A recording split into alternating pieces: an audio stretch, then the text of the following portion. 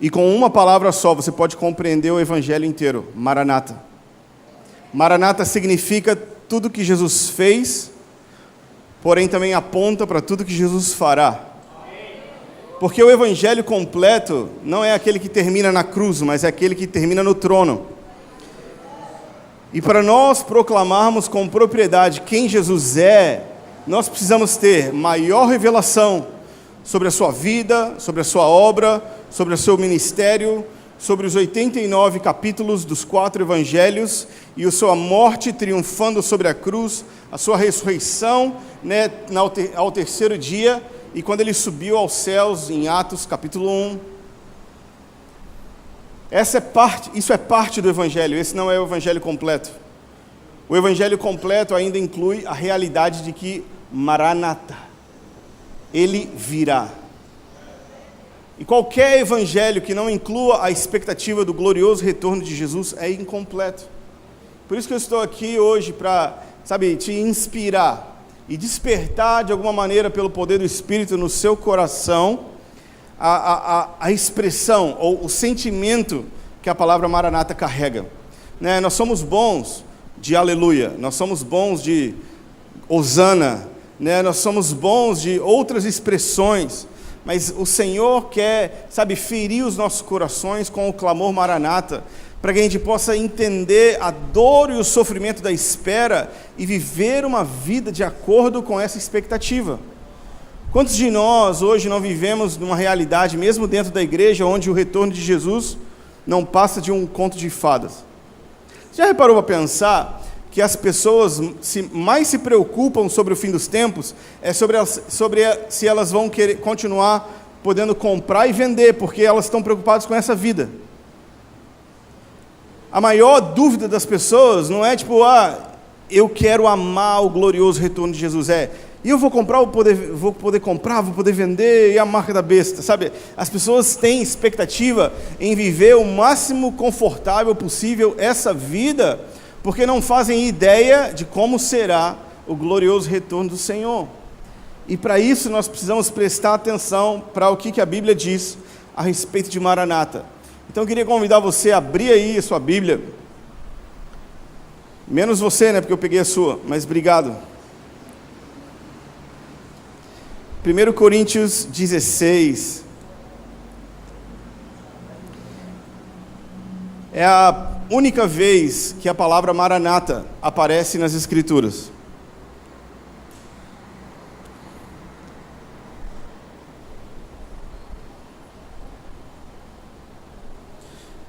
Primeiro Coríntios 16, versículo 22. Olha o que diz: se alguém não ama o Senhor, que seja maldito. Opa, né, um ótimo versículo para a gente pregar, né, num culto de avivamento, né? Se alguém não ama o Senhor, que seja anátema. Anátema é amaldiçoado, ok?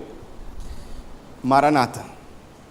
Então, o Maranata, ela é uma palavra de exclamação depois de uma afirmação bem forte.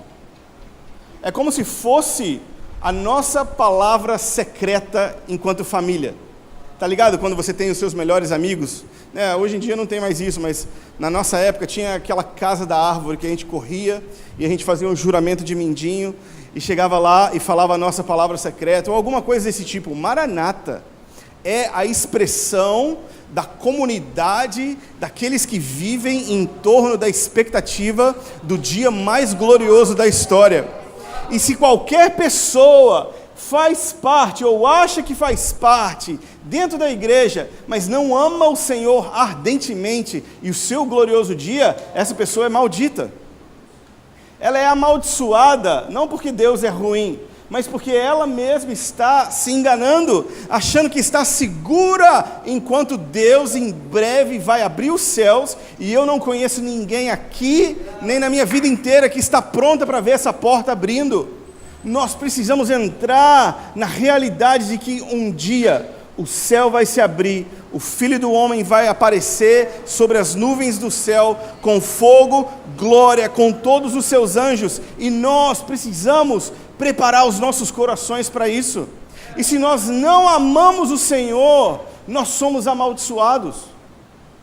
Queridos, é muito sério o que a palavra Maranata sela. A palavra Maranata sela a comunidade daqueles que anseiam pelo Senhor. É a nossa palavra secreta, é a nossa palavra gloriosa, é o nosso voto, é o nosso hino, é o nosso juramento, é o nosso pacto de sangue, é a missão das nossas vidas, viver à luz do glorioso retorno do Senhor. Toda vez que você canta uma música que tem Maranata na letra, não é porque as pessoas estão compondo porque está faltando palavras, mas é porque o Espírito Santo tem uma agenda, e a agenda dele é restaurar Jesus no centro de todas as coisas, e o seu nome acima de tudo. Queridos, vai ter um dia onde todo joelho vai se dobrar, menos um, o de Jesus. Querido, vai ter um dia onde toda língua vai confessar, menos uma vai ficar quieta. Naquele dia, o seu nome será exaltado sobre todos. É para esse dia que a história está caminhando. E se você não ama esse homem, você é maldito. Sabe, você não veio aqui para ouvir uma palavra de incentivo. Sabe, de tipo, beleza, vai dar tudo certo. Não, é se você não cultivar paixão por Jesus e desejo pelo seu glorioso dia, você está se enganando. Você está aqui de roupinha branca, todo mundo juntinho, cantando, pulando, mas se você não está cultivando paixão por Jesus no seu coração, na sua segunda-feira, querido, você está se enganando. E você vai ser um maldito. Sabe, não sou eu. Eu posso falar isso tranquilamente, porque não é pessoal. Não é comigo. É a palavra de Deus. Se alguém não ama o Senhor, anátema, Maranata, ok? Maranata vem depois da conclusão. Qual é a conclusão? Se eu amo ou se eu não amo o Senhor? Queridos, a discussão da história gira em torno de quem está no primeiro lugar do seu coração. O ponto, o X da questão é quem está no primeiro lugar dos nossos corações. Por isso que o Senhor fala, este é o primeiro e grande mandamento. Amarás o Senhor teu Deus, de todo o seu coração, de toda a sua alma, com toda a sua força, com todo o seu entendimento. E aí então ele fala sobre o segundo mandamento, mas o 2 vem sempre depois do 1. E deixe o 1 ser o primeiro. E trabalhe para que o 1 seja o primeiro na sua vida. Sabe, muitas vezes nós pensamos que amamos Deus quando fazemos coisas para Deus. Mas Deus decidiu ser amado exclusivamente, através de você parar diante dEle e oferecer a Ele a sua vontade. Sabe que quando você abre a sua boca e você canta para Jesus, o Deus que tem tudo recebe aquilo que Ele mais quer? Porque é impossível a gente mudar quem Deus é ou enriquecer mais Deus, mas é possível a gente oferecer aquilo que Ele realmente está atrás. Ele está atrás de um grupo de pessoas que o amam. Se alguém não ama o Senhor, é maldito. Se alguém não ama o Senhor, é maldito. Então a palavra Maranata, ou clamor Maranata, que alguns de vocês têm até escrito no peito, precisa estar escrito nos nossos corações. Nós precisamos viver à luz desse dia, e à luz da revelação que essa palavra carrega, porque essa palavra fala a respeito dos gloriosos 89 capítulos dos 4 evangelhos, mas elas não são completas sem os 150 capítulos que contam a história do retorno de Jesus. Você sabia que nas Escrituras, não só no livro de Apocalipse, mas em todas elas, existem 150 capítulos, onde o principal assunto deles é a segunda vinda? 89 capítulos a primeira vinda, quase o dobro de capítulos a segunda vinda. Adivinha qual é a geração mais importante? A geração que possui mais informação, a geração que possui mais disputa pela atenção, a geração que possui mais controvérsia e polarização. Queridos, nunca vivemos dias como hoje, mas amanhã não vai ser melhor. Amanhã não vai ser mais fácil. Se achou 2020 emocionante?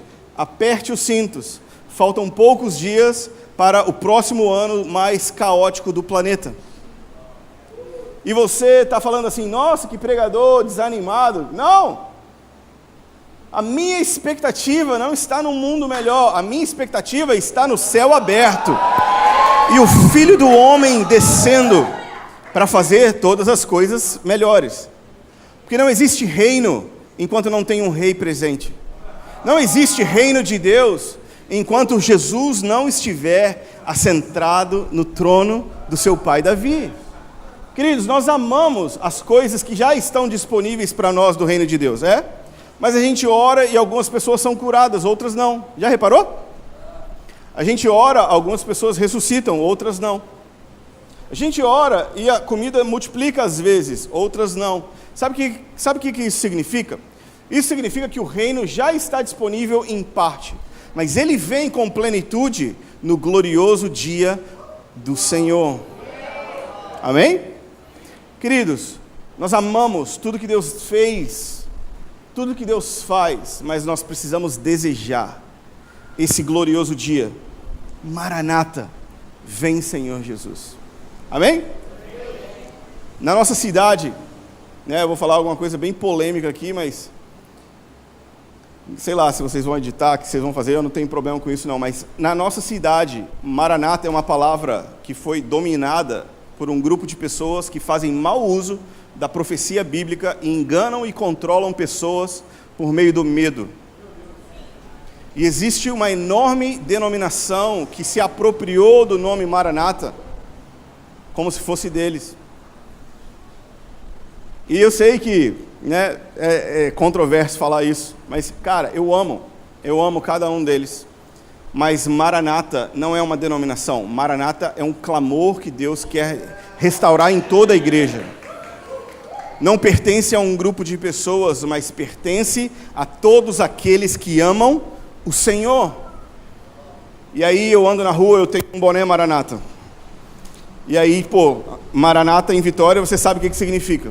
E eu ando na rua e as pessoas acham que eu sou um ex-presidiário, mas na verdade, eu nunca desviei nenhum dia da minha vida. Mas tudo que eu pareço é qualquer coisa menos um Maranata. É ou não é?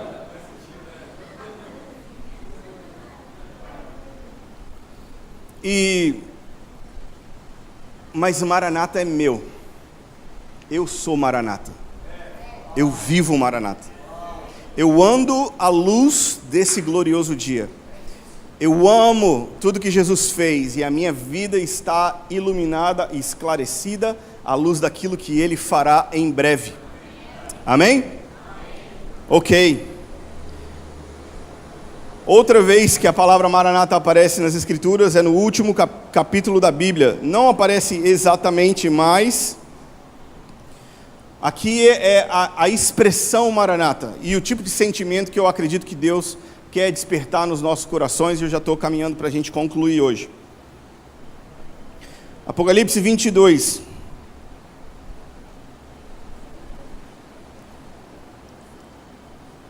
Apocalipse 22, versículo 17. O Espírito e a noiva dizem, vem. Vem é Maranata. O Senhor virá. O Espírito e a noiva dizem, vem. E aquele que ouve, diga, vem. E aquele que tem sede, venha. E quem quiser, receba de graça a água da vida. As Escrituras, elas concluem a narrativa do cânon, ou do conjunto de 66 livros, que nós chamamos de Bíblia, esse maravilhoso livro que você tem na sua mão. Ela conclui dizendo que no fim dessa era, vai haver um povo em unidade com o Espírito, que vai estar desejando uma coisa.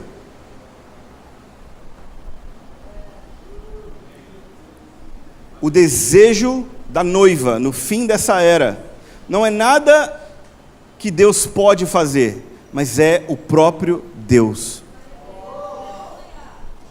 Porque, queridos, na imaturidade, nós amamos as coisas que Deus pode fazer por nós. A gente ama avivamento, né? Mas avivamento é uma coisa que vem e passa, e que deveria deixar a gente com mais fome pelo dia do Senhor, e com mais anseio pelo dia onde nós não teremos mais uma visitação do Espírito, mas a habitação permanente de Deus entre nós. Esse é o ponto da história. Nós amamos avivamento, a gente ora por avivamento, mas avivamento tem como finalidade principal deixar a gente com mais fome, porque avivamento não resolve os nossos problemas. Avivamento não resolve os nossos anseios. Nós precisamos querer Deus e Deus somente. Sabe de uma coisa? Hoje a igreja quer muito do que Deus pode fazer. E Deus não tem problema com isso. Deus não está lá, chateado, porque a noiva está, usando ele. Não, Deus não fica ofendido com a imaturidade. Deus consegue lidar com a imaturidade. O que Deus resiste é o soberbo e o arrogante que quer implantar o reino de Deus sem o Deus. Ou o arrogante que acha que pelos seus próprios meios pode articular alguma coisa que substitua essa esperança, a esperança Maranata. No fim dessa era, a igreja vai querer Deus e só Deus. Deus vai ser o bastante. Só que Deus não é o bastante para a gente ainda, enquanto a gente ama Deus, mas a gente também ama um monte de outras coisas. Só que Deus vai fazer algo nos nossos corações. Deus vai preparar um período de grande tribulação, onde nós vamos amá-lo de todo o coração, como nos dias do passado. Assim como Deus levou a nação de Israel para o deserto, para falar ao seu coração e para revelar o que estava no seu coração, Deus vai preparar também uma jornada para a igreja no fim dessa era, onde nós vamos ser conduzidos a um processo onde Deus vai ser tudo que temos e tudo que queremos. Isso é maturidade. Esse é o ápice. O ápice não é quando a gente faz mais coisas. O ápice é quando a gente depende de mais nada a não ser do próprio Deus. Maturidade não é quando a gente tem autoridade para manusear um monte de coisa, é quando a gente não quer nada mais além do próprio Deus aqui. Por isso que no fim dessa era, a noiva vai estar dizendo, vem. Queridos, nunca é cedo demais para começar a clamar Maranata. Essas músicas, elas não vieram para passar. É claro que Deus vai enfatizar várias outras coisas, mas Deus vai aumentar a revelação.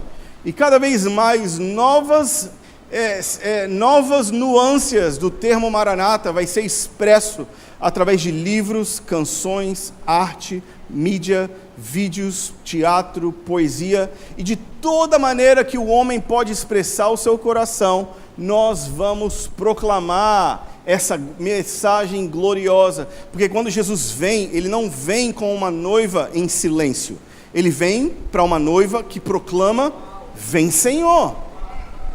Queridos, não faz sentido a narrativa da história culminar com uma igreja acuada e amedrontada, pedindo assim, pelo amor de Deus, me tira daqui. No fim dessa era, a igreja madura vai estar falando assim, custe o que custar, eu vou te esperar, eu desejo você, eu te quero aqui, e mais nada. Então, Jesus, ele volta como uma resposta a um clamor, ele não volta no silêncio, ele volta ao som, e ao som de quê? De Maranata. De um grupo de pessoas que decidiram amar a Deus sobre todas as coisas, mesmo diante da morte. Porque nós vencemos o mundo, não escapando do mundo, mas nós vencemos o mundo pelo sangue de Jesus, pela palavra do seu testemunho, e não amando as nossas próprias vidas. É assim que a gente vence morrendo. A gente vence entregando. A gente segue um Deus que morreu pelado numa cruz. O que você acha que é o seu futuro, querido? É óbvio, se fizeram com ele, vão fazer com a gente.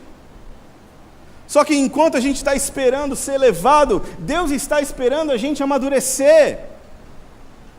Deus está esperando um grupo de pessoas que se cercam e se unem em torno de Maranata, aqueles que amam o Senhor.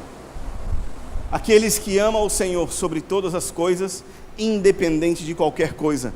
E no fim dessa era, Jesus vem em resposta a um grupo de jovens, adolescentes, velhos, homens, mulheres, crianças, que vão ter uma palavra nos seus lábios: Maranata, vem Senhor Jesus. Vem Senhor Jesus. Vem Senhor Jesus. Eu acredito que o sentimento que Deus quer despertar em nós é o sentimento da saudade. É a saudade daquele homem que a gente nunca viu. É a saudade do lugar onde a gente nunca foi. É saudade das palavras que os nossos ouvidos ainda não ouviram, mas que a gente sabe que existe. É a saudade de tê-lo entre nós. Por isso que o Senhor Jesus, antes de subir, em João capítulo 16, ele fala: é melhor que eu vá.